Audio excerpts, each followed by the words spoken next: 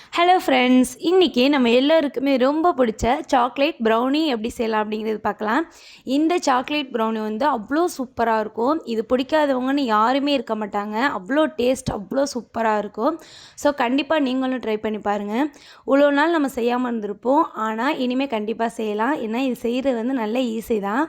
இது பார்த்துட்டு நீங்களும் ட்ரை பண்ணுங்கள், உங்களுக்கு ரொம்பவே பிடிக்கும். எனக்கு ரொம்ப பிடிச்சிருந்துச்சு, ஏன்னா அவ்வளோ சூப்பராக இருந்துச்சு. இது சாப்பிட்ற மெத்தட் வந்துட்டு எப்படின்னா, அந்த சாக்லேட்டோடு சேர்த்து சாப்பிட்ணும். அப்போ தான் டேஸ்ட் வந்து சூப்பராக இருக்கும். வாங்க இப்போ எப்படி செய்யலாம் அப்படிங்கிறது நம்மளோட வீடியோ ஃபுல்லாக பார்க்கலாம். ஃபஸ்ட்டு நம்ம டார்க் சாக்லேட் 100 கிராம் எடுத்துருக்கேன். இதை ஒரு பவுலுக்கு மாற்றிக்கலாம். அது கூடவே 100 கிராம் பட்டர் எடுத்துக்கலாம். அதையும் சேர்த்து வச்சிடலாம். இப்போ இது ரெண்டையும் சேர்த்து நம்ம வந்து உருக்கணும். அதுக்காக ஒரு பாத்திரத்தில் சுடுதண்ணி வச்சுக்குவோம். சுடுதண்ணி வந்துட்டு நல்லா கொதிக்கிற மெத்தடில் இருக்கணும். அப்போது அந்த பவுலை தூக்கி மேலே வச்சுருவோம். இது மாதிரி வைக்கும்போது அந்த ஆவிலேயே இது வந்துட்டு நல்லா உருகிடும். இது லைட்டாக மிக்ஸ் பண்ணி விட்டால் போதும். இது ஒரு 2 நிமிஷத்துலேயே வந்துட்டு நல்லா உருகி ஒரு லிக்யூட் பதத்துக்கு வந்துடும்.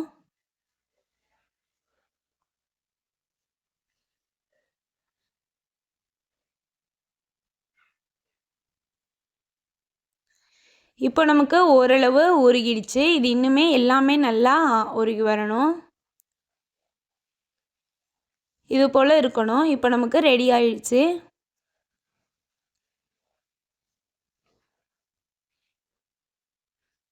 ஃபுல்லாக நமக்கு உருகினதுக்கு அப்புறம் ஸ்டவ் ஆஃப் பண்ணிவிட்டு இதை இறக்கிடலாம்.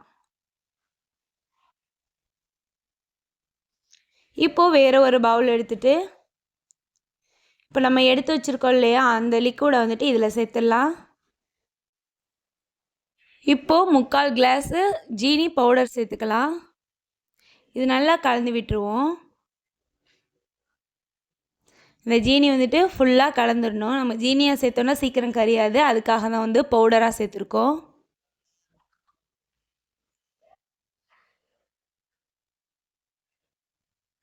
இதுக்கு வந்து நம்ம கொஞ்ச நேரத்துலேயே வந்து நல்லா கலந்துடும்.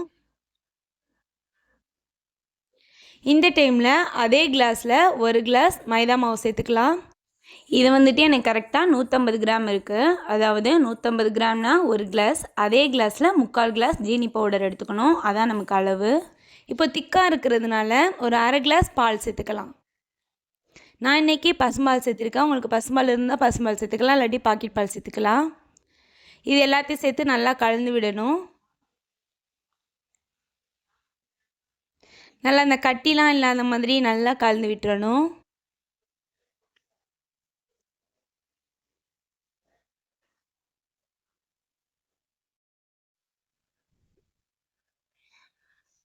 இப்போ நம்ம இது கூடவே 3 ஸ்பூன் கொக்கோ பவுடர் சேர்த்துக்கலாம்.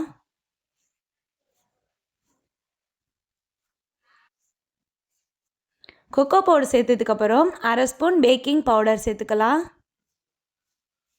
அது கூடவே 1 ஸ்பூன் வெனிலா எசன்ஸ் சேர்த்துக்கலாம். இது எல்லாத்தையும் சேர்த்து நல்லா மிக்ஸ் பண்ணி விடணும்.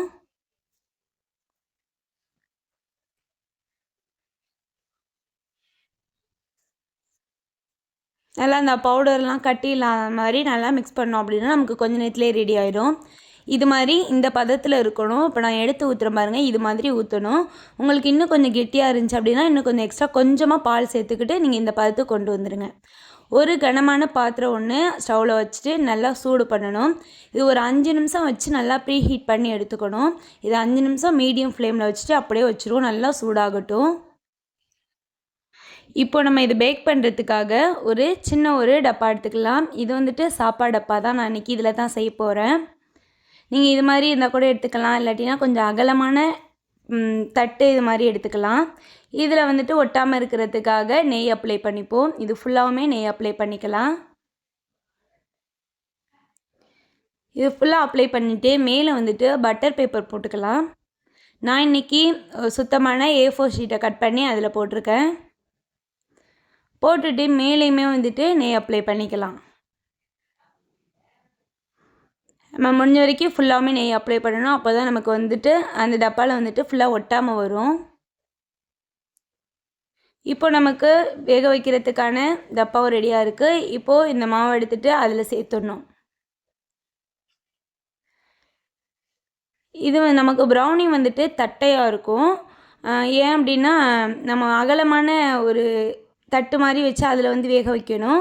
என்கிட்ட அது இல்லாததுனால நான் இன்றைக்கி வந்துட்டு இந்த டப்பாவில் வச்சு வேக வைக்கிறேன். நம்ம வீட்லேயே நம்மளாக செஞ்சு சாப்பிட்றதுனால கொஞ்சம் உயரமாக இருந்தாலும் பிரச்சனை இல்லை, ஆனால் டேஸ்ட் அல்டிமேட்டாக இருக்கும். ஸோ நம்மக்கிட்ட இருக்கிற பாத்திரத்தை வச்சு நம்ம வேக வச்சு சாப்பிட்லாம். இப்போ நமக்கு 5 நிமிஷத்தில் நல்லா சட்டியும் நல்லா சூடாகிடுச்சு மீடியம் ஃப்ளேமில் வச்சுட்டு. இந்த டைமில் உள்ளக்க வந்துட்டு ஒரு ஸ்டாண்ட் வச்சுக்கலாம். அது மேலே நம்ம எடுத்து வச்சுருக்க அந்த பேக் மாவையும் உள்ளக்க வச்சுருவோம். இதை அப்படியே க்ளோஸ் பண்ணி விட்டுருவோம். க்ளோஸ் பண்ணிவிட்டு இது ஃபுல்லாமே வந்துட்டு லோ ஃப்ளேமில் தான் இருக்கணும். இது கரெக்டாக 40 நிமிஷத்துலேருந்து 50 நிமிஷம் வரையும் வச்சோம் அப்படின்னா நமக்கு ஃபுல்லாக கரெக்டாக வந்துடும். இது ஒரு 15 நிமிஷத்துலேயே வந்து அழகாக ஓரம்லாம் அழகாக வெந்து உப்பிக்கிட்டு வந்துச்சு. அவ்வளோ வாசமாக இருக்குது, அவ்வளோ பார்க்குறதுக்கு அழகாக இருந்துச்சு. நான் அப்பப்போ வந்து இது ஓப்பன் பண்ணி பார்த்துக்குவேன். இருந்தாலும் அடிக்கடி பார்க்கக்கூடாது. ஆவி வந்து டக்கு டக்குன்னு வெளியாகிறதுனால நமக்கு வேகிறதுக்கு டைம் எடுக்கும். அதனால் ஒரு தடவை 2 தடவை மட்டும் ஓப்பன் பண்ணி பார்த்துட்டு அதுக்கப்புறம் நமக்கு வந்துட்டு லாஸ்ட்டாக ஒரு 40 நிமிஷம் கழித்து ஓப்பன் பண்ணால் போதும். அவ்வளோ சூப்பராக வந்துருச்சு. இப்போ நம்ம செக் பண்ணி பார்க்கலாம். ஒரு கத்தியை விட்டு உள்ளே எடுத்து பார்த்தோம் அப்படின்னா கத்தியில் நமக்கு ஒட்டாமல் வந்துருச்சு அப்படின்னா நமக்கு வந்துட்டு ப்ரௌனி வந்துட்டு ரெடி ஆகிடுச்சு. இப்போது இது அப்படியே வந்துட்டு நம்ம வெளியே எடுத்துடணும். அவ்வளோதான், சூப்பராகவே ரெடி ஆகிடுச்சு. அழகாக இருக்குது. இது லைட்டாக இது போல் லைட்டாக தட்டி விடணும். கொஞ்சம் ஃப்ரீ ஆகும் நமக்கு அந்த ஓரத்துலலாம்.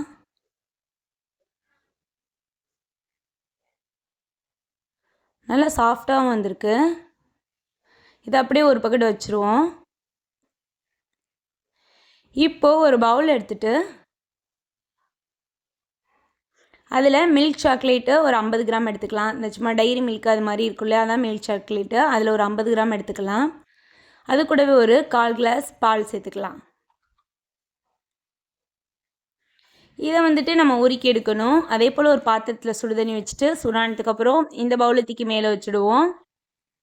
இதுவுமே வந்துட்டு இந்த சாக்லேட் வந்துட்டு நமக்கு அந்த பாலில் உருகி க்ரீம் மாதிரி வரணும், அவ்வளோதான்.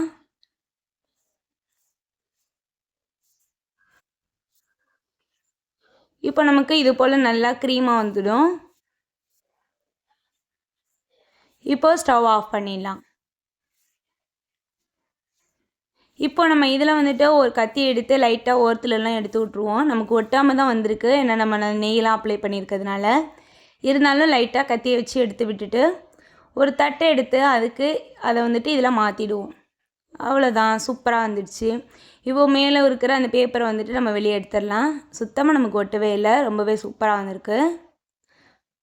இதை அப்படியே திருப்பிடுவோம்.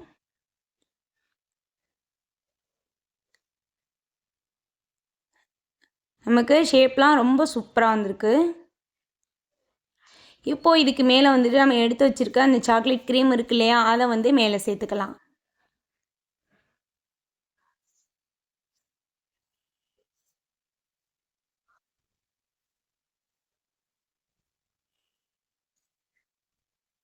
அவ்வளோதான், நமக்கு சூப்பராகவே ரெடி ஆயிடுச்சு. இது பார்க்கும்போதே வந்து அவ்வளோ சூப்பராக இருக்குது. இது நம்ம வந்து அடிக்கடி செய்ய வேணாம், நான் எப்போயாவது ஒரு நாள் செஞ்சு சாப்பிட்லாம். ரொம்ப சூப்பராக இருக்கும். மேலே வந்து கொஞ்சம் நட்ஸு சேர்த்துக்கலாம். நான் வந்துட்டு இன்றைக்கி முந்திரி பருப்பு சேர்த்துருக்கேன். நீங்கள் முந்திரி பருப்பு சேர்த்துக்கலாம், இல்லாட்டி வால்நட் சேர்த்துக்கலாம். இது மாதிரி எது வேணாலும் சேர்த்துக்கலாம். லாஸ்ட்டாக இன்னும் கொஞ்சம் பார்க்க அழகாக இருக்கிறதுக்காக ஒயிட் சாக்லேட் வந்துட்டு மேலே துருவி அதையும் சேர்த்துக்கிட்டேன். அவ்வளோதான், சூப்பராக ரெடி ஆகிடுச்சு. நீங்களும் இதை ட்ரை பண்ணி பாருங்கள்.